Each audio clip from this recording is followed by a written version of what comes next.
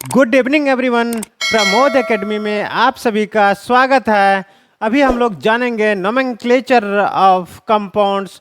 किसी भी यौगिक का नामकरण कैसे करते हैं हम उसके बारे में जानेंगे। तो नोमेनक्लेचर ऑफ कंपाउंड में जो है 3 तरीके से नोमेनक्लेचर करते हैं। जैसे पहला है कि वो हो सकता है एक फर्स्ट वाला मेटल हो और सेकेंड वाला नॉन मेटल हो। ऐसे कंपाउंड को बाइनरी कंपाउंड भी कहा जाता है। यदि एक मेटल हो और दूसरा नॉन मेटल हो तो उसका नाम कैसे पढ़ते हैं हम लोग, चलिए देखते हैं। जैसे NaCl में देखिए, सोडियम जो है मेटल है और क्लोरीन जो है ये नॉन मेटल है। तो मेटल और नॉन मेटल का कॉम्बिनेशन है।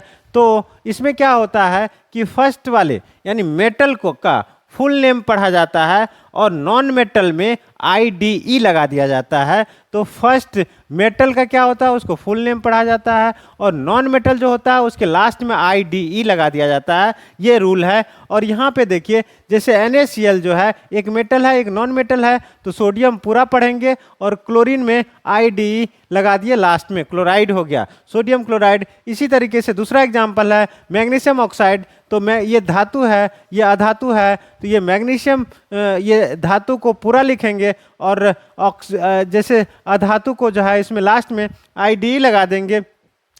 सेम वे इसमें देखिए कॉपर सल्फाइड में कॉपर ये पहला धातु है और सेकेंड वाला सल्फर जो है अधातु है, तो सल्फर में IDE लग जाएगा और कॉपर को पूरा पढ़ेंगे तो IDE यहाँ देखिए सल्फाइड हो गया।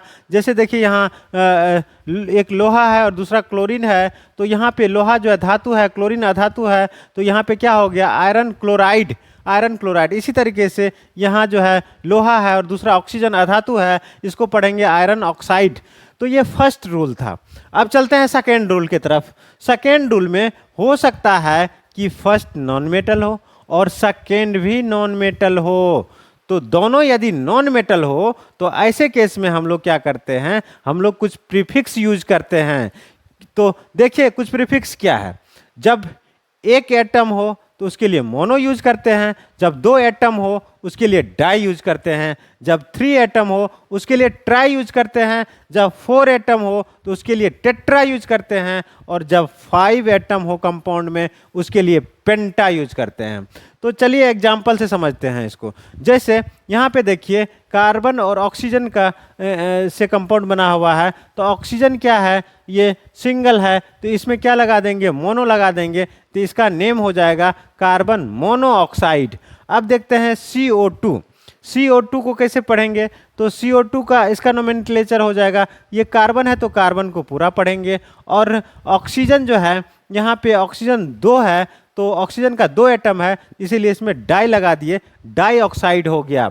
अब तीसरा देखिए, जैसे एग्जाम्पल है ये फास्फोरस नॉन मेटल है और क्लोरीन भी नॉन मेटल है, दोनों नॉन मेटल है, लेकिन क्लोरीन का 3 एटम है, तो इसको पढ़ेंगे फास्फोरस ट्राइक्लोराइड।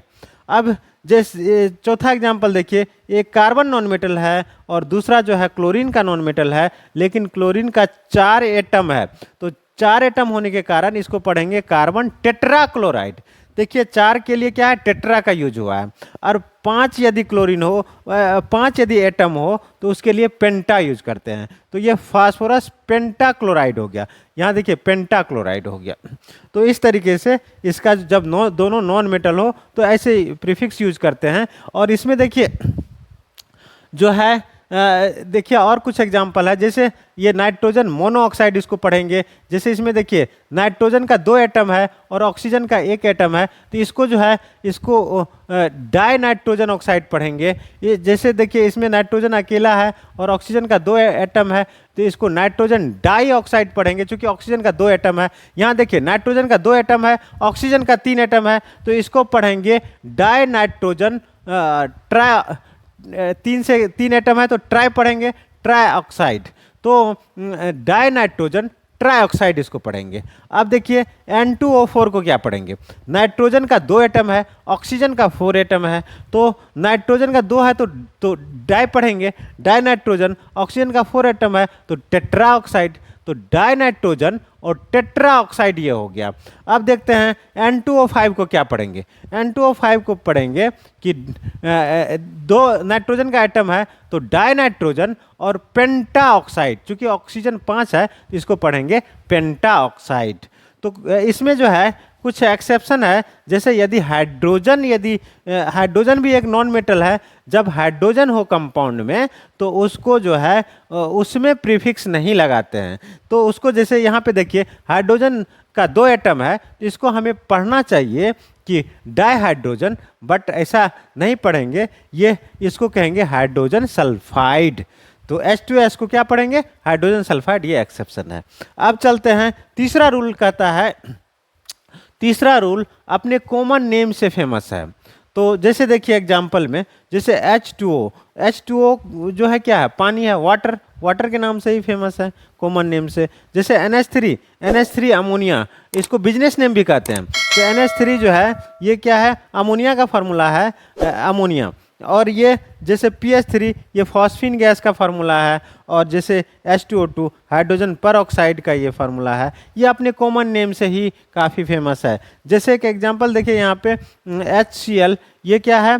हाइड्रोक्लोरिक एसिड है, तो हाइड्रोक्लोरिक एसिड से ही ये फेमस है। और ये H2SO4 सल्फ्यूरिक एसिड से ये फेमस है। और एक HNO3 ये नाइट्रिक एसिड से ही फेमस है। तो ये तीसरा जो रूल है ये अपने कॉमन नेम से ही फेमस है। तो ये था nomenclature of compounds. Thank you.